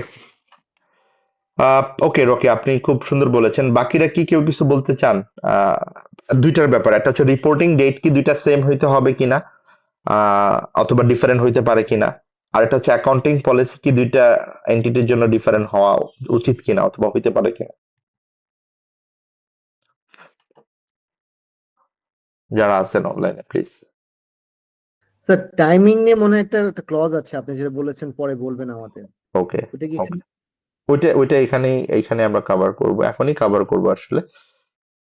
ওকে, আর পলিসির ব্যাপারটা একটু বলেন, পলিসি কি হইতে হবে, মানে প্যারেন্ট এবং সাবসিডিয়ারি অ্যাকাউন্টিং পলিসিটা কি ডিফারেন্ট হতে পারে কিনা? তা আমি লজিক থেকে বলছি না, আমি হচ্ছে জাস্ট মানে হচ্ছে নিজের আইডিয়া থেকে বলছি যে প্লিজ লজিক প্লিজ। মানে আমার কাছে মনে হয় যে হচ্ছে if the nature of the business is the same তাহলে হচ্ছে সেম হওয়াটা উচিত, বাট ওকে, সব বিজনেসেস একই পলিসি হতে পারে না। This is what I okay, think, I don't actually. Okay, okay, no problem at all, you thinking is right. Okay, okay, আমি একটু তাহলে স্পেসিফিক করে দিই। আমরা রিপোর্টিং ডেটটা নিয়ে কথা বলি, তারপর অ্যাকাউন্টিং পলিসি নিয়ে নেক্সট স্লাইডে আছে, নেক্সট স্লাইডে ওটা নিয়ে আমরা কথা বলি। First of all, reporting date, it is a good thing. আপনারা দেখবেন যে বাংলাদেশের, আমি যদি রিপোর্টিং ডেটের কথা বলি, বাংলাদেশের ব্যাংকিং বাদে বাকি ম্যাক্সিমাম কোম্পানিগুলোর কিন্তু রিপোর্টিং ডেট হচ্ছে জুলাই টু জুন, হ্যাঁ, কেননা ট্যাক্স রিটার্নটাকে ভাবে আসলে ইজিয়ার করার জন্য। আর ব্যাংকিং গুলোকে যদি আমরা বলি, ব্যাংকিং আর আদার ফাইন্যান্সিয়াল ইনস্টিটিউশন গুলো, that is January to December. But it is not any law যে আপনাকে আপনার রিপোর্টিং ডেট জানুয়ারি টু ডিসেম্বরই হইতে হবে, আপনার রিপোর্টিং ডেট জুলাই টু জুনই হইতে হবে, আপনার রিপোর্টিং ডেট এপ্রিল টু মার্চও হতে পারে। আপনি খেয়াল করবেন অনেক কান্ট্রির, বিশেষ করে যারা ইউকে অথবা ইন্ডিয়ান ওরিয়েন্টেড যে কান্ট্রিগুলো আছে, এদের ম্যাক্সিমাম ইয়ার এন্ড কিন্তু হয় হচ্ছে এপ্রিল টু মার্চ। হ্যাঁ, so that also could B happen. তার মানে আপনার একটা কোম্পানি আছে সুইডেনে, সেটার সাবসিডিয়ারি কোম্পানি আছে ইন্ডিয়াতে, সেটার সাবসিডিয়ারি কোম্পানি আছে বাংলাদেশে। এখন আপনি যখন কনসলিডেট করবেন, what you need to do আর what you need to think, আপনার জন্য সব থেকে ইজিয়ার হবে যদি রিপোর্টিং ডেট এই সবগুলো গ্রুপের মেম্বারদের একই হয়, দ্যাটস দ্য বেটার থিং। তার মানে ইউজুয়ালি আমার প্যারেন্ট এবং সাবসিডিয়ারির রিপোর্টিং ডেট এক হওয়াটা বেটার, এক হইলে আমার জন্য ভালো। বাট ইট ডাজেন্ট ম্যাটার এটা যদি এক না হয়, হ্যাঁ, এটা ডিফারেন্ট হইতেই পারে। সেক্ষেত্রে কি হবে, যদি ডিফারেন্ট হয় তাহলে দুইটা কেস আসবে। একটা হচ্ছে যদি ডিফারেন্ট হয় এবং সেই ডিফারেন্টটা could be maximum 3 months. Okay, তার মানে আমার accounting date, reporting date parent এবং সাবসিডিয়ারি কোম্পানির যদি ডিফারেন্স হয়, সেখানে ডিফারেন্স যদি 3 মাস ম্যাক্সিমাম হয়, তাহলেও আমার কনসলিডেশন করতে আলাদা করে কোনো ফাইন্যান্সিয়াল স্টেটমেন্ট প্রিপেয়ার করতে হবে না সাবসিডিয়ারির জন্য। সেই ক্ষেত্রে আমার ওই 3 মাস ডিফারেন্স হলেও আমরা অ্যাডজাস্টমেন্টের মাধ্যমে, টাইম প্রপোর্শনেটের মাধ্যমে, টাইম আমার প্রপারলি অ্যাপ্রোপ্রিয়েটলি অ্যালোকেশনের মাধ্যমে আমরা অ্যাডজাস্ট করে আমার কনসলিডেশন করতে পারবো। তার মানে আমার ফার্স্ট পয়েন্ট হচ্ছে reporting date should be same, মানে আমার প্যারেন্ট এবং সাবসিডিয়ারির জন্য এক হওয়াটা ভালো। But it could be different, but সেই ডিফারেন্টটা ম্যাক্সিমাম কত মাস, that difference could be maximum 3 months. যদি ম্যাক্সিমাম 3 মান্থস হয়, তাহলেও আপনি কনসলিডেটেড ফাইন্যান্সিয়াল স্টেটমেন্ট প্রিপেয়ার করতে পারবেন উইথ বোথ ফাইন্যান্সিয়াল স্টেটমেন্ট। যেমন আমার যদি বলি প্যারেন্টের রিপোর্টিং ডেট হচ্ছে December, but subsidiary reporting date হচ্ছে আমার ফেব্রুয়ারি, আবার প্যারেন্টের রিপোর্টিং ডেট হচ্ছে ডিসেম্বর, সাবসিডিয়ারি আরেকটা সাবসিডিয়ারি রিপোর্টিং ডেট হচ্ছে আমার অক্টোবরে। তার মানে দুইটার ক্ষেত্রে কিন্তু আমার it is less than 3 month. তার মানে এই গ্যাপটা যদি 3 মান্থের কম হয়, তাহলে আমরা স্টিল কনসলিডেশন করতে পারবো, বাট সেই ক্ষেত্রে আমার টাইম প্রপোর্শন করে নিতে হবে আমার সাবসিডিয়ারির ইনফরমেশন গুলা। এখন আসেন, যদি 3 মাসের বেশি হয় তখন কি হবে? হোয়াট ইফ যদি আমার গ্যাপটা 3 মাসের বেশি হয়? ওকে, যদি টাইম গ্যাপটা 3 মাসের বেশি হয়, তাহলে আমাকে সাবসিডিয়ারির ফাইন্যান্সিয়াল স্টেটমেন্টটাকে আমার প্যারেন্ট কোম্পানির রিপোর্টিং ডেট অনুযায়ী আবার রিপ্রিপেয়ার করে নিতে হবে। তার মানে আমরা সিনারিও যেটা দেখলাম, টাইম গ্যাপ ম্যাক্সিমাম 3 মান্থ হতে পারে, ওকে দ্যাটস ফাইন, এটা আমার জন্য অ্যাডজাস্টেড আইটেম, আমি অ্যাডজাস্ট করব। বাট এটা যদি 3 মাসের বেশি হয়, তাহলে আমাকে কি করতে হবে, আমার প্যারেন্ট কোম্পানির রিপোর্টিং ডেট অনুসারে সাবসিডিয়ারি কোম্পানির ফাইন্যান্সিয়াল স্টেটমেন্টটাকে আমাকে আবার রিপ্রিপেয়ার করতে হবে, রিস্টেট করতে হবে, নতুন করে আবার প্রিপেয়ার করতে হবে। কথাটা কি ক্লিয়ার? এবং কেন করতে হবে? That is for group accounting purposes, consolidation purposes. আমরা কি বুঝতে পারলাম রিপোর্টিং ডেটের যে বাইর কাজটা, প্রবলেমটা? বুঝছি। কারো কোনো কনফিউশন আছে রিপোর্টিং ডেটের ব্যাপারটা নিয়ে? যেটা বলেছিলাম আমি যে রিপোর্টিং ডেটটা নিয়ে আমি আলাদা করে একটু কথা বলবো, and that is the slide. এই স্লাইডে আমরা সেই ব্যাপারটা নিয়ে কথা বললাম, অ্যান্ড আই থিঙ্ক আমরা সবাই ক্লিয়ার যে রিপোর্টিং ডেটটা ডিফার করতে পারে, but at least maximum 3 month. 3 মান্থের উপরে হলে আমাকে আবার সাবসিডিয়ারির ফাইন্যান্সিয়াল স্টেটমেন্টটা আবার নতুন করে পুনরায় প্রিপেয়ার করতে হবে। Okay, and what about the accounting policy, যে কথাটা আমরা বলছিলাম, অ্যাকাউন্টিং পলিসি অবশ্যই অবশ্যই সেম হইতে হবে। যখনই আপনি আপনাকে অ্যাকোয়ার করছে, যখনই আপনাকে কন্ট্রোল এস্টাবলিশ করেছে, দ্যাট ডাজন্ট ম্যাটার আপনার ডিফারেন্ট কান্ট্রিতে আপনি আছেন। যেমন আপনি যদি এইভাবে চিন্তা করেন, বাংলাদেশে প্রিভিয়াসলি বিএস বিএফআরএস ছিল, বা আপনি যদি কোনো একটা সুইডিশ কোম্পানির ফাইন্যান্সিয়াল স্টেটমেন্ট আপনাকে কনসলিডেট করতে হয়, অফকোর্স বাংলাদেশ এন্টিটির ফাইন্যান্সিয়াল স্টেটমেন্ট আইএস আইএফআরএস অনুযায়ী প্রিপেয়ার করতে হবে। Okay, you have to follow your, so that means you have to follow previously two different thing. একটা হচ্ছে আপনার লোকাল জুরিসডিকশনের জন্য, লোকাল রেগুলেটরের জন্য আপনাকে আপনার বিএসআইএফআরএস অনুযায়ী প্রিপেয়ার করে আপনাকে আলটিমেটলি অডিট শেষ করা লাগতো, ট্যাক্স রিটার্ন দেওয়া লাগতো, এবং for your group accounting purpose, for your consolidation purpose, you have to use uniform accounting policy, same accounting policy. Okay, and that when I used to work for a gaming company, that we used to do the same. Even আমাদের foreign কারেন্সির যে policy, that also it came from our parent company. আমাকে আমার প্রত্যেক মান্থের একটা conversion rate দিয়ে দিত, সেই rate অনুযায়ী আমাকে আলটিমেটলি কনভার্ট করতে হতো। ওকে ওকে, অ্যাকুইজিশন ডেট, যেটা আমরা অলরেডি বললাম, যে ডেটে আপনার কন্ট্রোলটা স্টাবলিশ হয়, like the date when the control has been established over parent subsidiary company. IFRS 12, এটা আসলে not a separate part of thing, it's a disclosure of interest in other entities.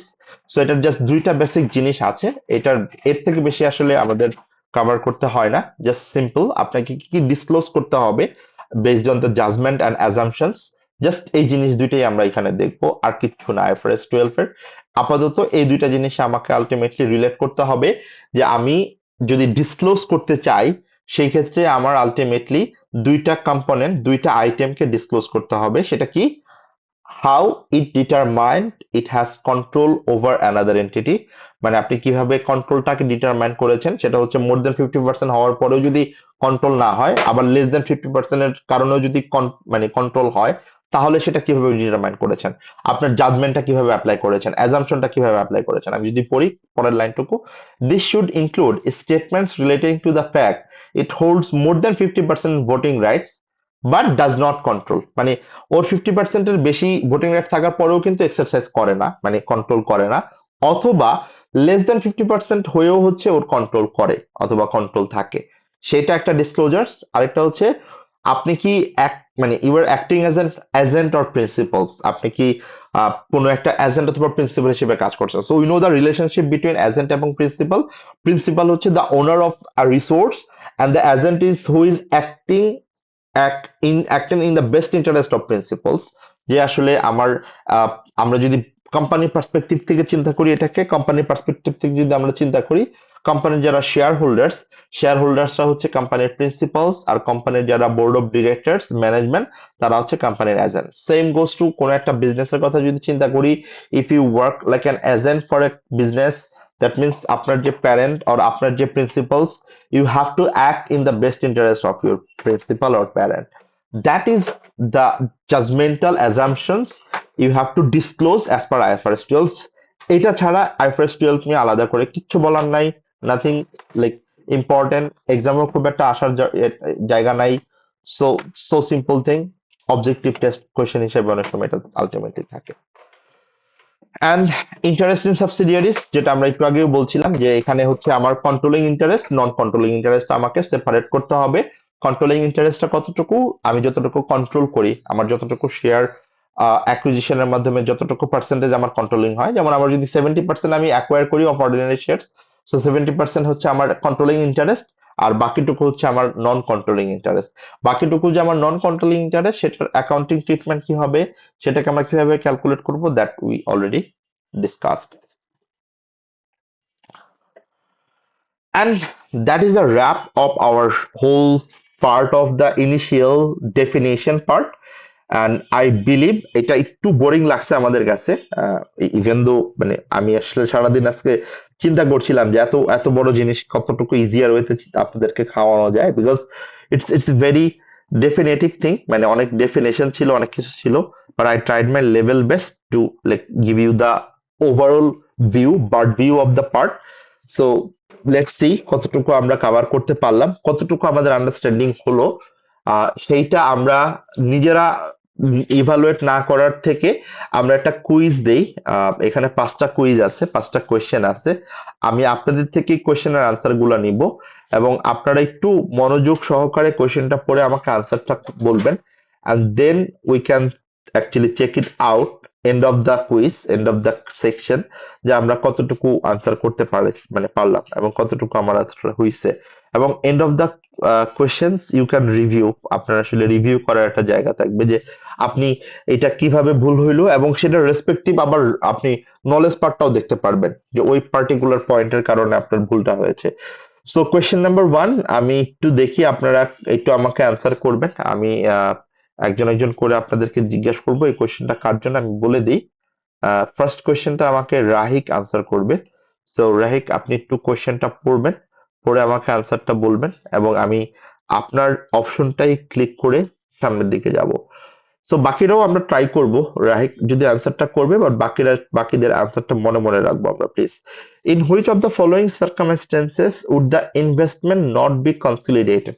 আমরা এই কথাটা একটু আগেও বলতেছিলাম যে কোন সার্কামস্টেন্সেসে আমার ইনভেস্টমেন্ট থাকলে কনসলিডেট করতে হবে না। নটটা ইজ ভেরি ইম্পর্টেন্ট, যদিও আপনাদের কিন্তু অবজেক্টিভ টেস্ট কোয়েশ্চেন আসবে না, but it is a very helpful thing to identify your knowledge, যেটা আপনি বুঝতে পারলেন কিনা। Petro ওনস 100% of share capital of 4 companies. খেয়াল করেন, পেট্রো হচ্ছে দ্য অ্যাকোয়ারার, ওর 100% শেয়ার আছে কার কার উপরে? আলফার উপরে আছে, বেটার উপরে আছে, ডেল্টা উপরে আছে, গামার উপরে আছে, লাইক 100 করে করে, কিন্তু খেয়াল করে দেখেন। এখন আপনাকে বলতে হবে যে কোন সিচুয়েশনে আপনি এটাকে কনসলিডেট করবেন না। ওকে,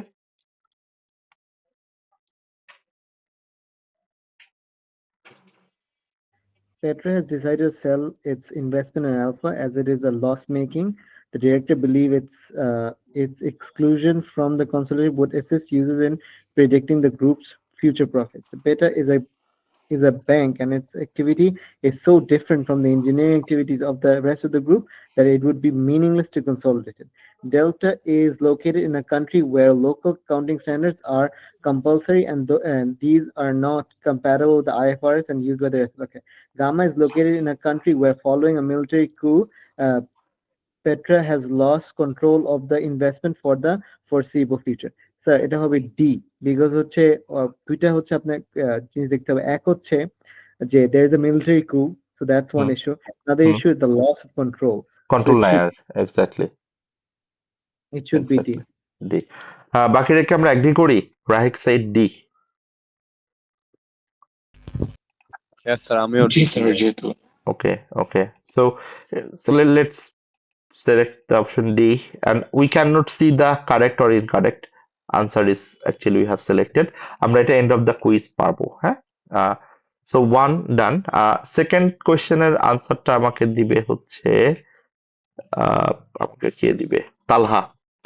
Talha is answering question number 2. So let's read out the question. Which statement is correct? Sarakin is an investment entity. ভালো করে খেয়াল করেন, ও কিন্তু ইনভেস্টমেন্ট এন্টিটি। হ্যাঁ, এই লাইনটা আমরা একটু মনে রাখার চেষ্টা করব। অ্যাজ ডিফাইন্ড বাই আইফআরএস 10, এই যে একটু আগে আমরা বললাম না, ইনভেস্টমেন্ট এন্টিটি কি করতে হবে না? কনসলিডেট করতে হবে না।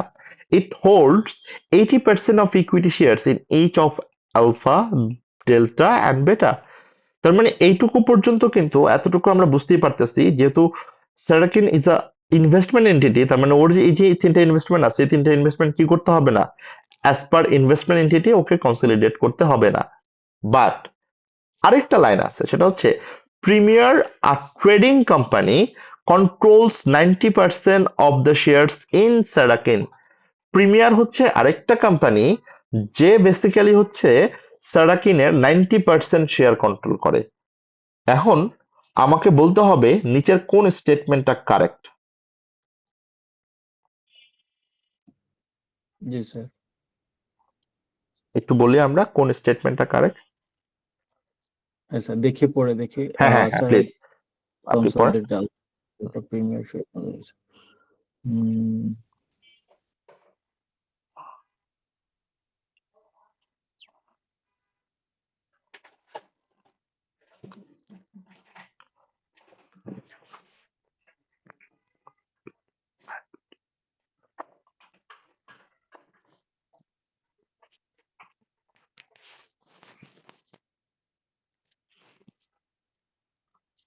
Sir B, Premiership.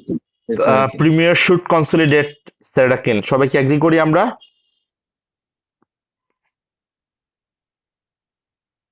আচ্ছা স্যার, আমার একটা কনফিউশন আছে স্যার। এই যে প্রিমিয়ার শুড কনসলিডেট সেরাকিন, আচ্ছা, Premier trading company controls 90% of the shares in in Saracen. Saracen, হ্যাঁ আচ্ছা sir, controls 90% of the shares in Saracen, but আমি বুঝতে না, কন্ট্রোলস 90% শেয়ারস তার মানে কি হচ্ছে? এমন হইতে পারে যে আমি কন্ট্রোল করি 90% শেয়ার, বাট আমি আমার এই কন্ট্রোলটা এক্সারসাইজ করি না, তাহলে কি আমি হচ্ছে এটা কনসলিডেট করতে পারবো? না, বাট আবার যেহেতু আপনার কথাটা ইজ রাইট, বাট এখানে যেহেতু আমাকে বলে দিচ্ছে যে control 90% of shares in Saracen, apparently কিন্তু এটা আমরা বুঝতেই পারছি, so he has the control. যদি আপনার ওইরকম কোন স্পেসিফিকেশন থাকতো তখন কিন্তু আমি কনসিডার করতাম। অ্যাপারেন্টলি আমাকে অ্যাজিউম করে নিতে হবে যেহেতু কন্ট্রোল আছে, he will exercise the control. Other way stated, আমাকে যতক্ষণ পর্যন্ত না মানে না বলবে যে কন্ট্রোলটা এক্সারসাইজ করে না অথবা তার কন্ট্রোলটা হারাই ফেলছে, ততক্ষণ পর্যন্ত কিন্তু আমাকে অ্যাজিউম করে নিতে হবে যেহেতু কন্ট্রোল আছে, he will exercise the control. এখানে যদি বলতো যে হি ওনস বাট নট হ্যাঁ, কন্ট্রোল, তখন আবার তখন কথাটা হয়তো একটু ডিফারেন্ট হতো। ডিফারেন্ট ভাবে আমাকে চিন্তা করতে হতো। আমি বুঝতে পারছি কথাটা। I also think B. Answer is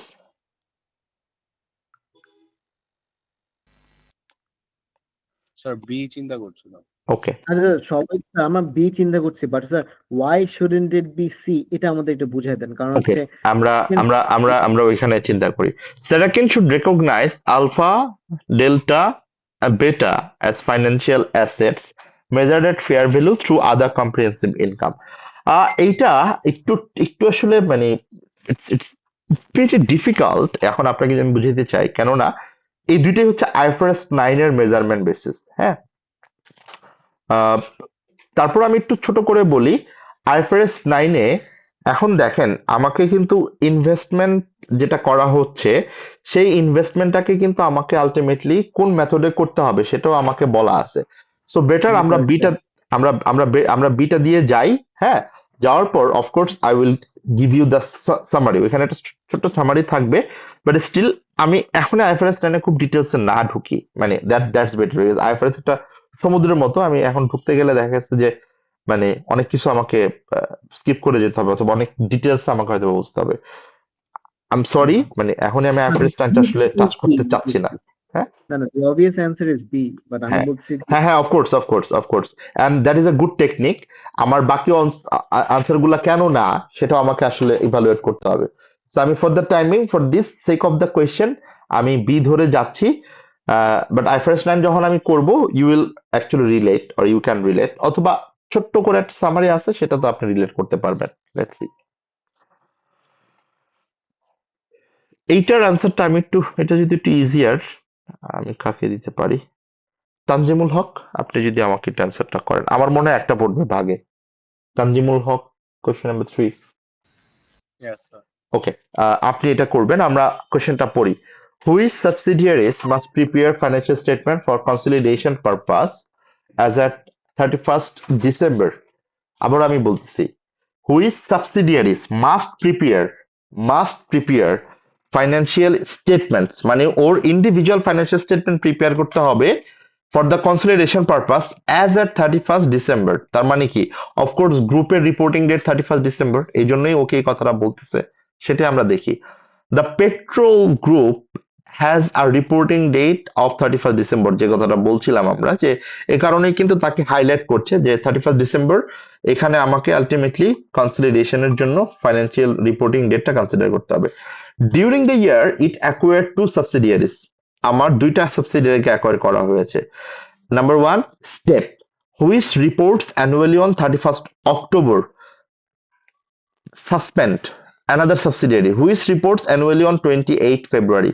খেয়াল করে দেখেন, তার মানে প্যারেন্টের রিপোর্টিং ডেট 31st ডিসেম্বর, তার একটা সাবসিডিয়ারির রিপোর্টিং ডেট হচ্ছে অক্টোবরের 31 তারিখ, আরেকটা সাবসিডিয়ারির রিপোর্টিং ডেট হচ্ছে আবার 28 ফেব্রুয়ারি, মানে পরবর্তী বছরে যদি আমি চিন্তা করি। তাহলে একটু আমাকে বলেন যে কোন ক্ষেত্রে আমার সাবসিডিয়ারিকে আলাদা করে ফাইন্যান্সিয়াল স্টেটমেন্ট প্রিপেয়ার করতেই হবে, আর আদৌ করতে হবে কিনা, that's a question.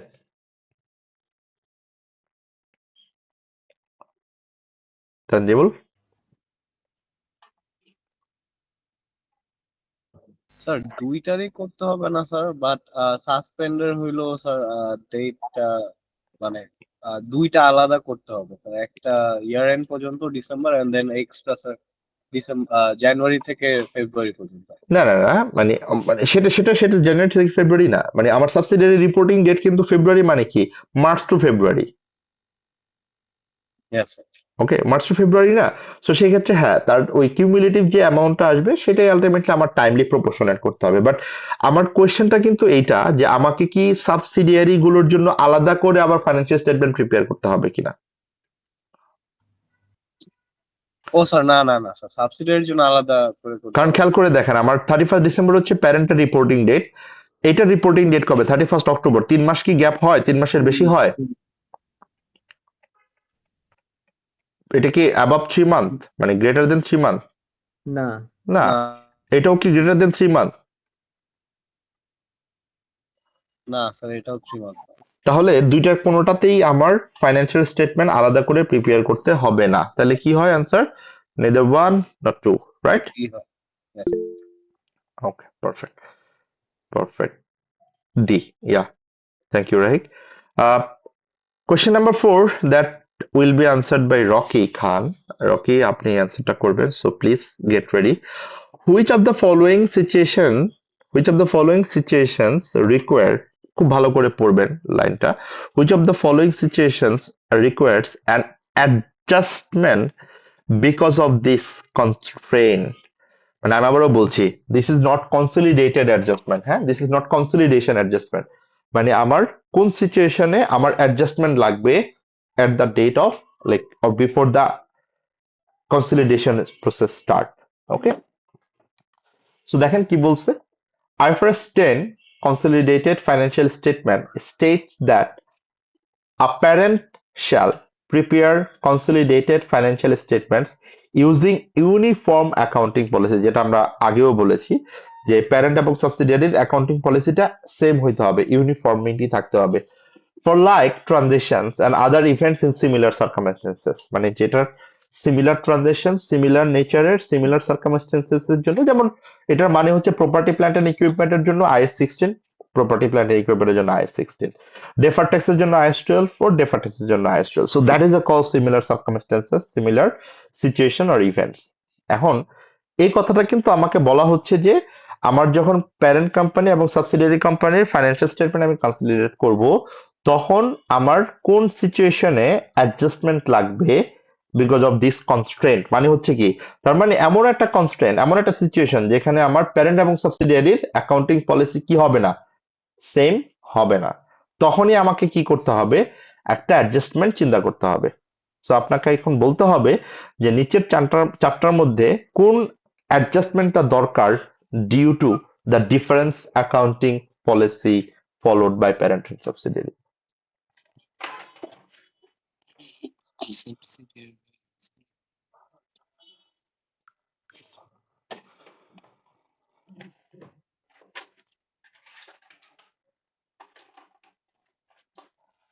I think the answer is B. So a subsidiary carries its property at historical cost, মানে সাবসিডিয়ারি কে এটাকে হচ্ছে রাখে হিস্টোরিক্যাল কস্টে, বাট প্যারেন্ট কোম্পানি তার প্রপার্টি কে রাখে হচ্ছে রিভ্যালুড অ্যামাউন্টে। And you said answer is B, কেননা প্যারেন্ট এবং সাবসিডিয়ারি দুইটা সেপারেট অ্যাকাউন্টিং পলিসি ফলো করছে, সো সেই ক্ষেত্রে আমাকে এটা অ্যাডজাস্ট করতে হবে। আর বাকি তিনটা কেন না, বাকি তিনটা আমাকে কেন চিন্তা করতে হচ্ছে না ডিউ বাকি টু দ্য, তিনটা কেন না, কারণ এখানে যেহেতু বলেছি যে subsidiary has been acquired hmm. and its land to be included in the consolidated. হুম। তো এটা তো খুবই নর্মাল বিষয় যেটা আমরা ওয়ার্কিং টুতে করি মানে আর কি, এটা হচ্ছে আমার বেসিক্যালি কনসলিডেশনের প্রসেস, রাইট? মানে ডিউরিং প্রসেস, কনসলিডেশন রাইট? আমরা এটা করব। ইভেন সি এবং ডি এই দুইটাই হচ্ছে আমার কনসলিডেটেড অ্যাডজাস্টমেন্ট, মানে আমি যখন কনসলিডেশন করব তখন আমাকে এটা কনসলিডেশনের অ্যাডজাস্টমেন্ট হিসেবে দিতে হবে। That's a perfect answer. Okay, so আমরা বি আনসার ধরেই নিচ্ছি, আমরা আগাচ্ছি। এটা আসলে বোনাস, আপনাদের এখান থেকে যে কোনো একজন আমাকে একটু বলতে পারেন যে একটু আগে আমরা দেখতেছিলাম যে আইএফআরএস 12 এর ডিসক্লোজার হিসাবে আমরা কি কি ডিসক্লোজ করব। দুইটা জিনিস ডিসক্লোজ করব, যে মোর দ্যান 50% হওয়ার পরেও যদি কন্ট্রোল না হয় সেটা, আবার লেস দ্যান 50% হয়েও যদি আলটিমেটলি কন্ট্রোলটা থাকে সেইটা। সো সেই ক্ষেত্রে আমাকে আলটিমেটলি এটাই ডিটারমাইন করতে হবে significant judgments and assumptions about which of the following must be disclosed in accordance with IFRS 12. Number one, how it does not control another entity even though it holds more than half of voting rights of the other entity. And number two, how it controls another entity even though it holds less than half of voting rights of other entity. তার মানে আসলে আমরা যদি in a nutshell বলি, দুইটি আমাকে ultimately disclose করতে হবে ইন আইএফআরএস 12। হ্যাঁ, Yes, তো sir. এটাকে আর আসলে it is very specific question required. এখানে আমার নতুন করে আসলে খুব একটা ব্রেইন ইউজ করা লাগে নাই।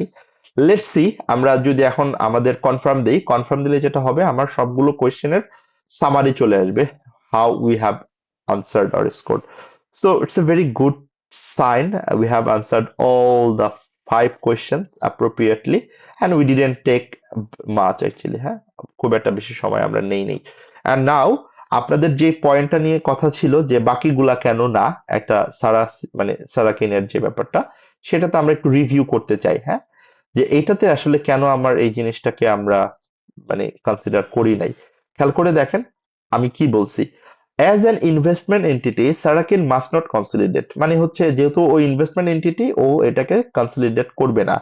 বাট রেকগনাইজ দেম, যে কথাটা আমরা বলছিলাম, খেয়াল করে দেখেন, recognise them as financial asset at fair value through profit or loss, however premier is required. তার মানে এখন খেয়াল করেন আমি যে কথাটা বলতেছিলাম, এই যে আমি যে সি নাম্বার পয়েন্টটা বললাম না, যে সি নাম্বার পয়েন্টটা কেন আমার এইখানে আসবে না।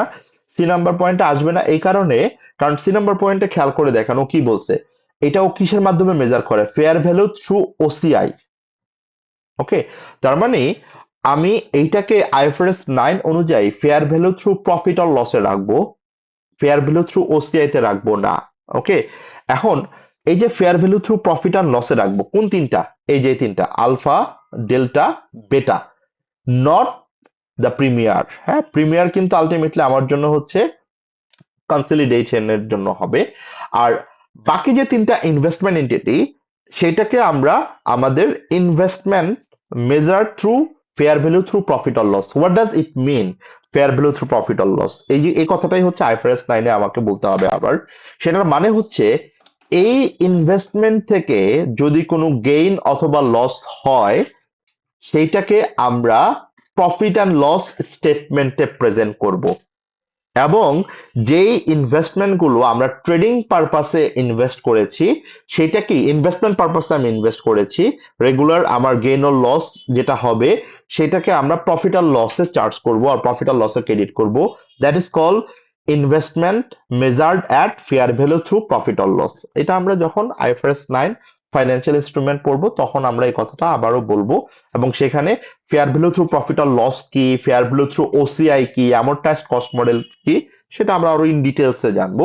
বাট কথাটা কেন এখানে আমরা এক্সপ্লেন করে দিলাম এখন, সেটা হচ্ছে কোয়েশ্চেনটা আসছে যে এইটা কেন না। এখানে বলা আছে হচ্ছে এটা ফেয়ার ভ্যালু থ্রু ওসিআই তে রাখতে, বাট না, as per IFRS 9 it has to be recognised as IFRS fair value through profit and loss. আপনি আবার ডি নাম্বারটা দেখেন, premier should be recognised Saracen and alpha data. তার মানে খেয়াল করে দেখেন ও বলতেছে প্রিমিয়ার, ও এটাকে সবগুলাকেই ফেয়ার ভ্যালু থ্রু প্রফিট আর লসে রাখবে না, কথাটা এটা না। সারাকান আলফা, ডেল্টা আর বেটাকে হচ্ছে প্রফিট আর লসে রাখবে, প্রিমিয়ারটাকে কনসলিডেট করবে, মানে প্রিমিয়ার কনসলিডেট করবে সারাকানকে, বিকজ প্রিমিয়ার কি করে 90% কন্ট্রোল করে হচ্ছে সারাকানকে। Okay, so that is our understanding about the consolidation the group, and আমরা যদি একটু চ্যাপ্টারে যাই, খেয়াল করে দেখবেন আমরা একটা চ্যাপ্টার কিন্তু অলরেডি ক্লিয়ার করলাম, conceptual principal of group accounting. And if you see আমাদের আর 3টা চ্যাপ্টার আছে, একটা হচ্ছে goodwill, that will take much time, but we won't take much time. Next স্যাটারডেতে ইনশাল্লাহ আমাদের গুডউইলটা আমরা ট্রাই করব IFRS 3 অনুযায়ী সেটাকে কমপ্লিট করতে। But before that I want to give you a homework, guys. Please, একটা ছোট হোমওয়ার্ক আমাকে আপনারা হেল্প করেন কাইন্ডলি।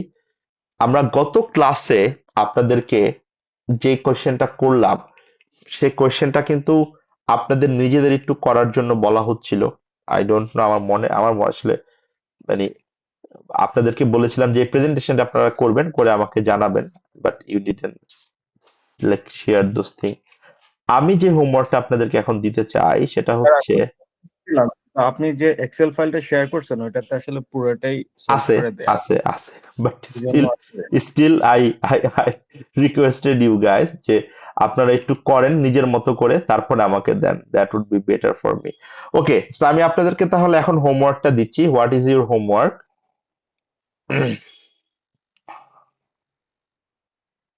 আপনাদের অলরেডি ক্যাপলান স্টাডি টেক্সটটা কিন্তু শেয়ার করা আছে, রাইট? ক্যাপলান স্টাডি টেক্সট আছে না?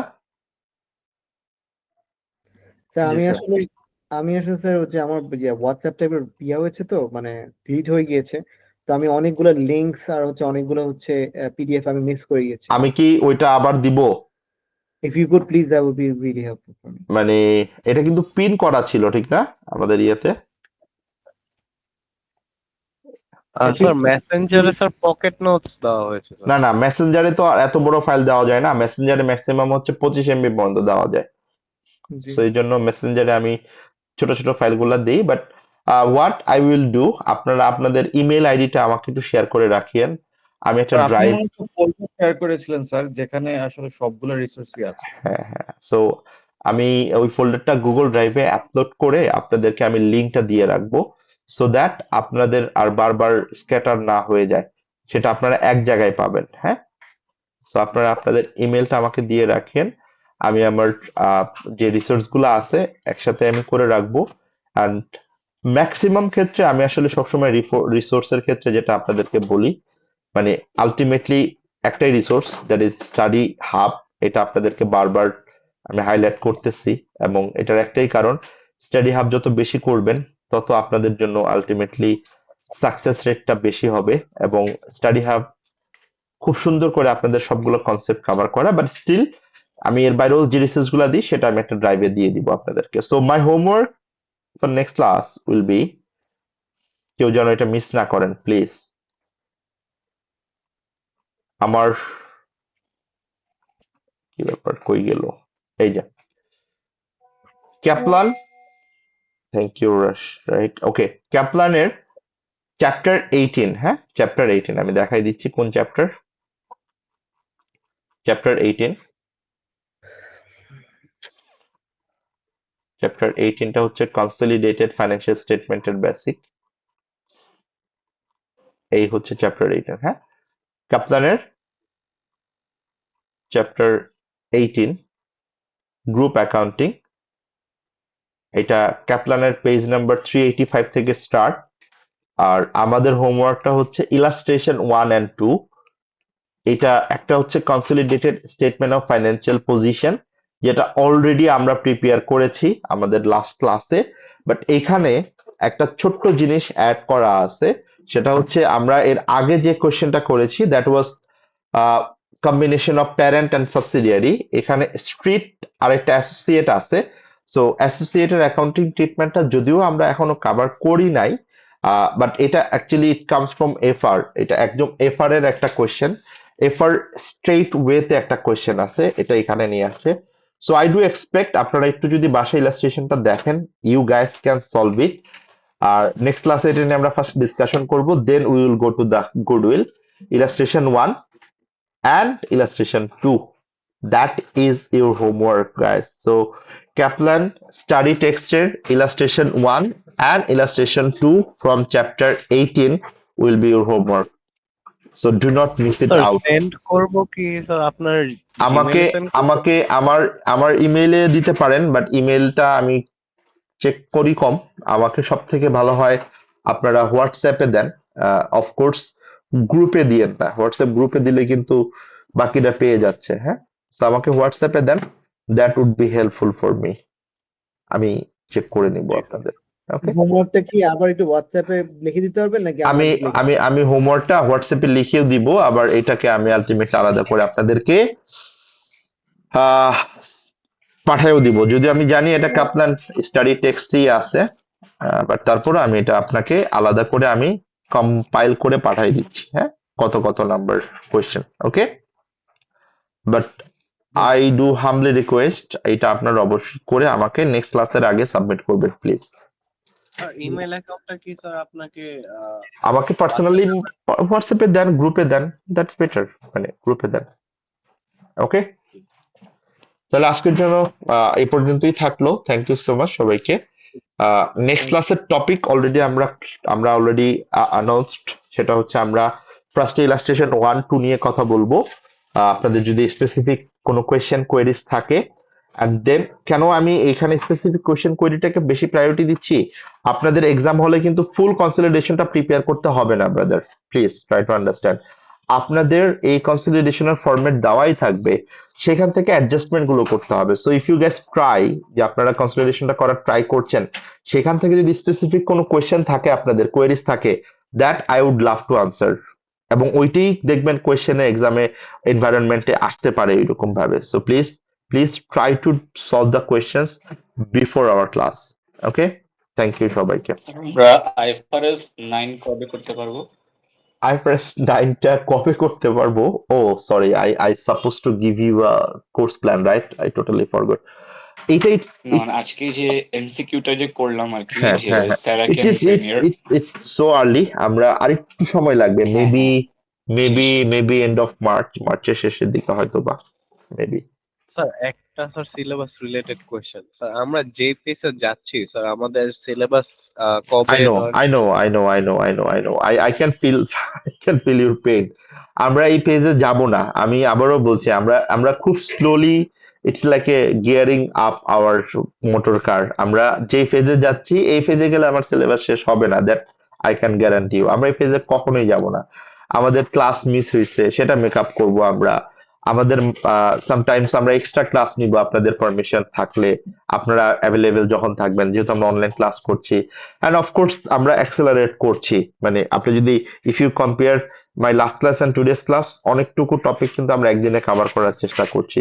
ইভেন নেক্সট ক্লাসে দেখবেন আরেকটু এক্সেলারেট হবে, কেননা আমি চাচ্ছি আপনার গ্রুপ অ্যাকাউন্টিং এর কনসেপ্ট গুলোর ফাউন্ডেশন ঠিক থাকুক। ফাউন্ডেশনটা ঠিক থাকলে তখন আমি আপনাকে দৌড়াইতে বলতে পারবো। হ্যাঁ, সো অফকোর্স এই ফেজে আমরা কখনোই যাব না, এটা স্লোলি দেখবেন যে অনেক স্কেল আপ হবে। সো স্লোলি আপনি নিজেই বুঝতে পারবেন। অ্যান্ড অফকোর্স আমি আপনাদেরকে সামটাইমস আমি বিটুইন দ্য উইক আমি রিকোয়েস্ট করব আমাকে আপনারা এক্সট্রা ক্লাসের জন্য অ্যালাউ করবেন, মানে of course with your availability after office hour online class. হ্যাঁ, যে সামনে তো রোজা আসতেছে, ওটার একটু ওইটারও কনসিডারেশন থাকবে অফকোর্স। সেক্ষেত্রে আমরা তারাবির পরে করতে পারি কিনা, if you guys allow me. হ্যাঁ, ঠিক আছে। জি sir. so that sort of flexibility I will always give you guys, মানে it's not like যে আমি আপনাদের সাথে একদম always commercial way তে আগাচ্ছি, চিন্তা করছি। So whatever you feel good, preferable, I will try my level best. Okay, জি thank you sir. okay, thank you so much. for your time. Thank you so much. So see you on next Saturday or Sunday. Bye bye.